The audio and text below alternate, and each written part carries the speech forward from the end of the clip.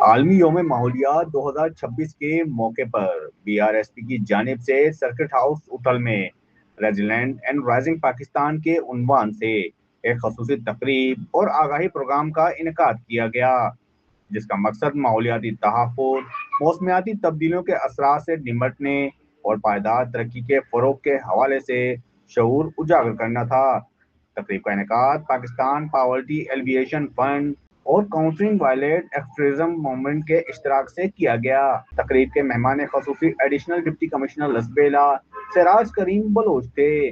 اجلاس میں یونیسیف کی یوتھ ایڈوکیٹ زنیرہ قیوم بلوچ نے خصوصی شرکت کی۔ تقریب میں district programme coordinator Lasbela, B R S P Faraz Amir, وانگ کے خلیل احمد رونجو، انجینئر قادر رونجو، وانگ کی coordinator Hafsa Qadir Runjho, be R S پی کے مشتاق رونجو، احسان اللہ خاص کھیلی اور عبدالحفیظ برہ سمیت مختلف شعبہ ہائے زندگی سے تعلق رکھنے والے افراد نے شرکت کی۔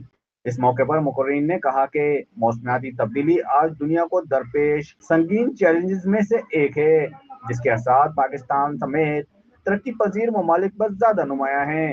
انہوں نے اس بات پر زور دیا کہ ماحول کے تحفظ، شجرکاری، پانی کے بہتر استعمال اور قدرتی وسائل کے تحفظ کے لیے اجتماعی کوششیں وقت کی اہم ضرورت ہیں۔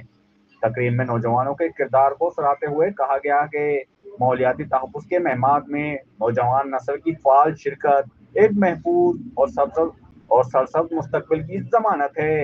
تقریب کے اختتام پر سرکٹ ہاؤس اتھل کے احاطے میں شجرکاری بھی کی گئی۔ غلام مرتضی لاسی، بولان ڈیجیٹل، اتھل۔